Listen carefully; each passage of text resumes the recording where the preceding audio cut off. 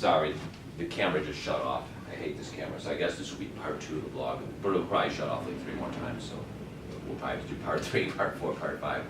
All right, so anyway, so basically more and more cities are becoming technocracies. You know, you got a lot of tech jobs even in Stockholm, Sweden, believe it or not. I mean, it's just happening in more and more cities worldwide are becoming these techie cities, where you have a combination of government workers making $200,000 a year and techies making $200,000 a year, driving up the house price in the city center, and then everybody else has to pay max price. Let me explain how the old city, the old-fashioned city works, okay? An old-fashioned city would be basically, the house prices would be affordable for the average family, all right, in the old-fashioned city. Maybe Pittsburgh's an old-fashioned city, maybe Cleveland, maybe Buffalo, New York. A lesser extent would be Anchorage. A lesser extent would be Ogden, Utah, where I live. And basically in these old-fashioned cities, you basically have houses that are very affordable, all right? You have houses that are very affordable, and as a result, a doctor making $200,000 a year, he doesn't have to pay max price of like $600,000. Maybe the bank will give him a loan for $600,000, but he doesn't have to pay $600,000 because he can get a really nice house for like $350,000. So he can buy a house for $350,000, and then he can get a Mercedes.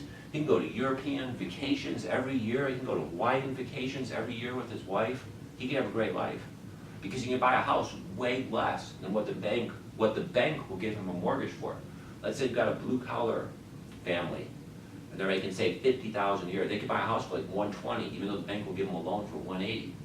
So then they have extra money to get, you know, a nice vacation every year. You know, that's the way it used to be in the West. You know, that's the way it used to be in Europe, Canada, America, Australia. That's the way it used to be.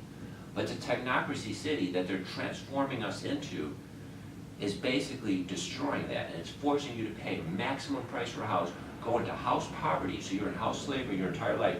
The corporations love it because then you work 60 hours a week for the corporations, they make tons of profit. The government loves it because when you work 60 hours a week, you pay a ton of taxes to the government. So the government bureaucrats love it because they get tons of money and taxes. And it's just so sick because you get totally screwed over because you got to work 60 hours a week to get a house that is double or triple the price it should be. You know, and then the other thing they do in these technocracies, like San Francisco, San Jose, is they just flood it with massive out-of-control immigration, and the same thing in Europe. So they'll bring in refugees, Islamic Muslim refugees. They'll bring in just millions of illegals. Here in America, they've got a lot of illegals pouring across the border. Been like that for decades.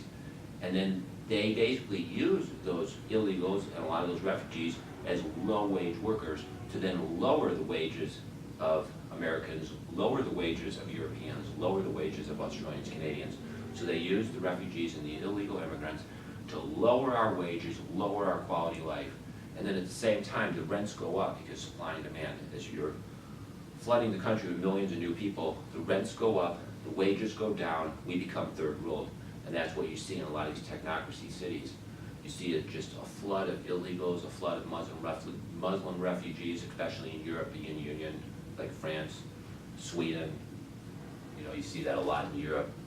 And then another thing they do is they have H-1B visa immigration where they just flood thousands and thousands of people with H-1B visas, and a lot of those people get the tech jobs, a lot of those people get high-end jobs, and then that lowers the wages of those jobs, and then it causes the rents to skyrocket. That's what that does as well. And it's just basically, it's just a general massive out-of-control immigration into these technocracy cities to basically keep the blue-collar wages under control and to basically have more and more workers flooding into those cities to keep the wages under control, keep the wages low, basically.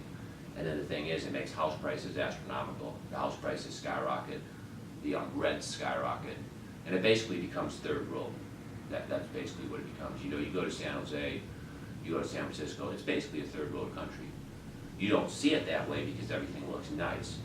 You know, the buildings look nice, the houses look nice, but the reality is it's really a third world city because if you're just an average person, blue collar, making $50,000 a year, you're going to be living like on the streets, you're going to be living in your car, you're going to be living like in a studio apartment.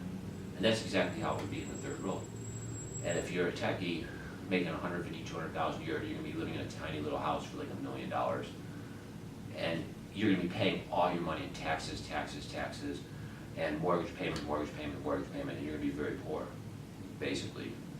You know, it's very much a third world system when you think about it, and that's why they're flooding these technocracy cities with massive immigration to basically turn them third world. And they want to create as many of these technocracy cities as possible. They want to turn as many cities into technocracies as they can, and that is their goal. That is the goal of the globalists, socialists, liberals,